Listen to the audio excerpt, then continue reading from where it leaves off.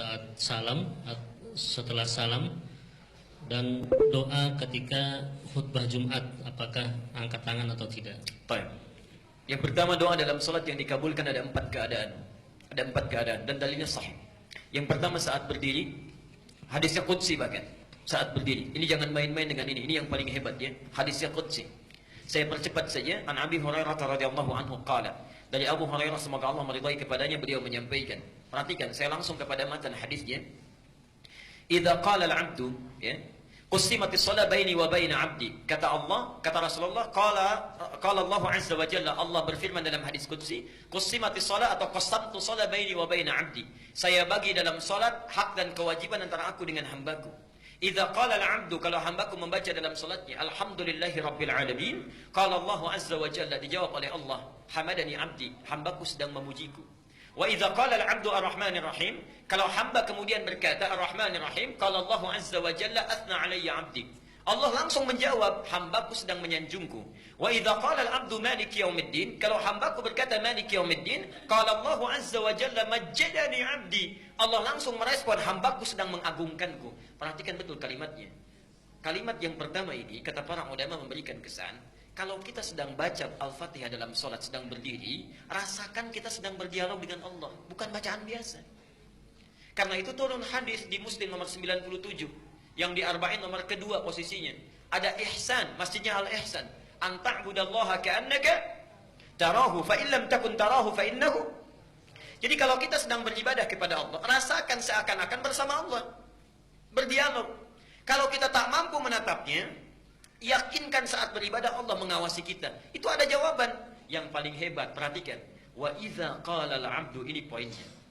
Kalau hamba sedang berkata, iyyaka na'budu, perhatikan rumusnya ya. Wa iyyaka nasta'in. Ya Allah, kami jadikan aktivitas kami sebelum sholat sebagai ibadah kepadamu. Jadi sebelum sholat itu nanti antum zuhur sholat ya. Sekarang niatkan ibadah, nanti makan niatkan ibadah, minum ibadah, pulang ibadah. Kalau ada hamba yang seperti itu, wa iyyaka nasta'in, dan sekarang kami punya permohonan, hanya kami mohonkan kepadamu. Kenapa kalimat iyyaka nasta'in ini muncul? Karena ini perintah di Quran saat dalam fikih salat, Al-Baqarah 45. Perhatikan, bagi orang-orang yang punya persoalan sebelum salat, wasta'inu bis-sabri was-shalah. Kenapa kita dipanggil oleh Allah lewat salat? Itu bukan hanya tuntutan fikih semata. Allah sebetulnya ingin menyelesaikan segala persoalan yang kita bawa sebelum menghadap kepadanya. Seakan-akan ketika mengatakan hayya 'alas shalah, sini salat, punya masalah apa? Punya problem apa? Punya kesulitan apa yang akan diselesaikan? Ya. Karena itu dalam panggilan adzan setelah hayya 'alas shalah apa? Hayya 'alal falah. Kalau orang salat pasti bahagia karena masalahnya selesai. Karena itulah ketika kita mengucapkan iyyaka na'budu ya Allah, adabnya, saya sudah beribadah kepadamu, sekarang punya permohonan, hanya kepadamu saya panjatkan. Apa jawabnya? Hadza baini wa baina 'abdi. Inilah komitmen antara aku dengan hambaku. Wali 'abdi, perhatikan kalimatnya. Wali 'abdi, dan untuk hambaku yang telah menjadikan aktivitasnya sebagai ibadah itu, masa'ala, apapun yang engkau minta saat ini aku akan berikan. Aku akan berikan. Dan itu sudah dipraktekkan oleh Nabi Zakaria sejak muncul perintah solat di awal-awal. Jadi solat itu bukan hanya pada Nabi Muhammad, Nabi Isa solat, Nabi Musa solat, Nabi Zakaria solat, tapi caranya tidak sama dengan kita. Perhatikan hebatnya cara Allah mengabulkan doa. Saya mau tanya, kalau suami istri sudah menikah, puluhan tahun belum punya keturunan, suaminya sudah divonis sepuh, istrinya divonis monofos dan mandul. Secara medis mungkin tidak punya anak. Secara medis mustahil punya anak. Nabi Zakaria bangun, masuk ke mihrabnya. Ali Imran surah 3 ayat ke-38 dan 39. Perhatikan, dalam solatnya berdiri itu meminta kepada Allah. Hunalika da'a Zakaria rabbah. Di mihrabnya Zakaria bermohon kepada Tuhannya. Apa doanya? Qala rabbi habli min ladunka dzurriyyatan thayyibah. Duhai Allah, saya sudah berusaha mendapatkan keturunan, berobat sana sini enggak dapat-dapat. Sekarang saya pasrah hanya meminta kepadamu. Innaka sami'ud du'a. Sungguh hanya engkau yang pasti mendengar doa saya. Tidak menunggu lama, doa selesai dipanjatkan, langsung muncul ayat 39. Fa, tidak pakai waw, tidak pakai thumma. Fanadathul malaikatu. Maka tiba-tiba datang malaikat setelah doa dipanjatkan, menyeru. Perhatikan, wa huwa qa'imun yusalli fil mihrab. Sedangkan Nabi Zakaria itu belum selesai salatnya, masih berdiri. Masih berdiri dalam sholatnya, baru selesai berdoa, malaikat langsung turun. Annallaha yubashshiruka bi Yahya. Anda dapat kabar gembira, Allah memberi kabar kamu akan punya anak. Langsung bahkan namanya dari Allah, Yahya. Artinya hidup, yang mustahil menurut medis bisa lahir. Bayi yang hidup dari rahim perempuan yang menopause dan mandul, kata Allah hidup dia. Saking bingungnya Nabi Zakaria sampai nggak percaya. Kok bisa ya? Padahal awalnya minta, setelah dikasih kok bisa katanya. Qala anna yakunu li ghulamun wa qad balaghani al-kibar wa imraati aqir. Ya Allah, kok bisa saya punya anak padahal saya sudah sepuh katanya. Istri saya pun sudah menopause dan mandul, coba berikan tanda dan seterusnya. Artinya, kalau orang benar sholatnya, dalam berdirinya meminta kepada Allah, itu sudah ditunggu. Mau minta apa? Pasti dijawab itu, kalau mintanya benar. Pertanyaannya sekarang, maaf, Bapak Ibu, kalau Allah sudah meminta seperti itu, apapun dikabulkan, mau minta apa? Yang belum punya motor minta apa? Yang belum punya mobil, minta mobil. Sudah punya mobil minta? Yang belum menikah minta? Yang sudah punya istri minta? Oh, minta istri lagi. Bapak Ibu minta anak, Pak. Bu, tolong tandain Bu ya, sebelah sini tadi bapaknya nih. Mungkin ibunya ada di belakang. Perhatikan, karena itulah saat berdiri diberikan oleh Allah satu tawaran. Kalau dibacakan, diberikan apa yang dibutuhkan. Mau nggak? Itulah ihdinas siratal mustaqim. Tunjukkan kami ya Allah solusi terbaik dari masalah yang kami miliki. Maaf, ihdinas siratal mustaqim itu arti yang tepat bukan tunjukkan kami jalan yang lurus. Itu bahasa kiasan, nggak pakai oh Bu, itu bahasa kiasan. Ihdina dari kata hudan, hidayah, itu solusi dari persoalan yang dihadapi. Jadi punya masalah apapun solusinya ya Allah tolong berikan. Siratal mustaqim itu kata kiasan, majas dalam bahasa Arab, yang mudah tidak sulit prosesnya. Jadi berikan solusinya tapi mudah. Jadi ketika kita meminta dalam sholat, itu minta ya Allah, saya punya masalah, tolong berikan. Diberikan oleh Allah satu bacaan, dibaca. Jadi yang punya masalah di rumah tangga diberikan solusinya, yang punya masalah di pekerjaan diberikan solusinya. Dan itu bukan solusi biasa. Siratal ladzina an'amta 'alaihim, nikmat. Ghairil maghdubi alaihim, Allah tidak murka dengan apa yang dikerjakan, waladdallin, dan tidak tersesat dalam mengerjakannya, mudah dikerjakan. Jelas sampai di sini? Baik. Yang jadi persoalan, kalau sudah dikasih cukup tidak? Kadang-kadang diberi pun masih ingin yang spesifik. Saking sayangnya Allah kepada kita, diberikan kesempatan kedua setelah baca Al-Fatihah, diminta memilih surat-surat yang sesuai ayatnya dengan keperluannya, dari Al-Fatihah sampai dengan An-Nas. Yakinlah semua ayat Quran itu solusi persoalan hidup kita. Itu sudah tegas disampaikan, bahasanya hudan. Dia tadi Al-Baqarah 185. Syahrul Ramadan alladzi unzila fihi. Di bulan Ramadan Quran diturunkan. Apa fungsinya? Hudan. Hudan. Solusinya disebut hudan, memintanya disebut ihdina. Nah, orang Islam saking sayangnya Allah kepada mereka, dipaksa supaya dapat solusi itu lewat sholat. Al-Baqarah ayat kedua dan 3. Dzalikal kitabu la raiba fi hudan. Yang di ayat 185 linnas, untuk manusia. Jadi kalau ada orang yang mau baca Quran dapat hidayah, tapi orang Islam dipaksa supaya dapat solusi itu lewat sholat. Perhatikan, siapa orang yang dapat hidayah itu, muttaqin itu, alladzina yu'minuna bil ghaibi wa.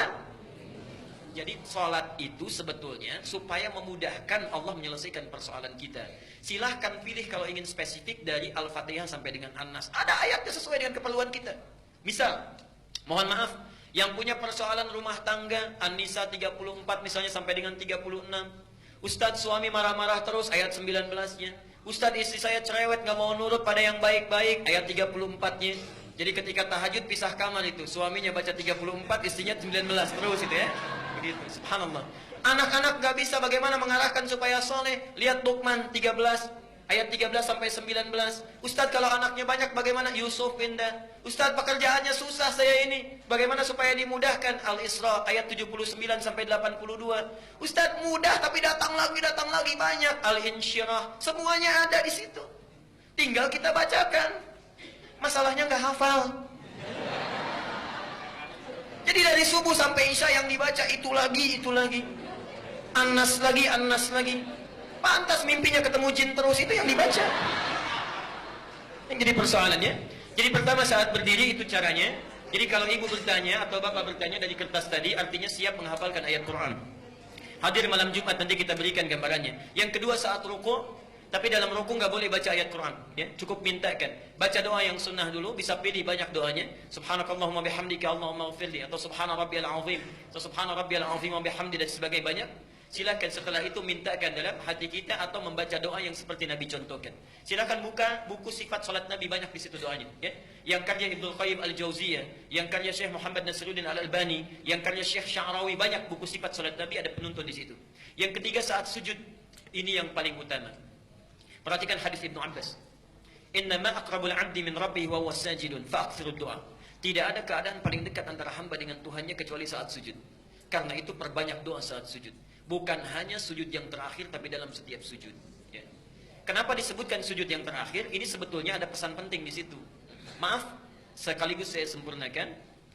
Nabi itu rindunya tertumpahkan dengan Allah dalam dua keadaan. Satu, saat datang wahyu. Jadi kalau wahyu datang, senangnya luar biasa, lepas rindu dengan Allah itu.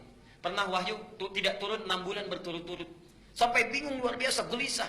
Sampai kadang-kadang naik ke bukit mau turun lagi. Kata orang kafir Quraisy itu, Muhammad sudah gila tuh, ditinggalkan oleh Tuhannya. Tiba-tiba turun 2 surat sekaligus. Ad-Duha dengan Al-Insyirah. Wad-Duha. Hei Muhammad, demi waktu duha yang menjamin engkau bahagia dalam kehidupan.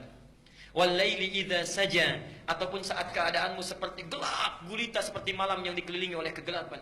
Ma wadda'aka rabbuka wa ma qala. Yakinkan dalam keadaan suka dan duka Tuhanmu tidak pernah meninggalkanmu, atau engkau dikatakan sebagai orang yang gila, dan seterusnya.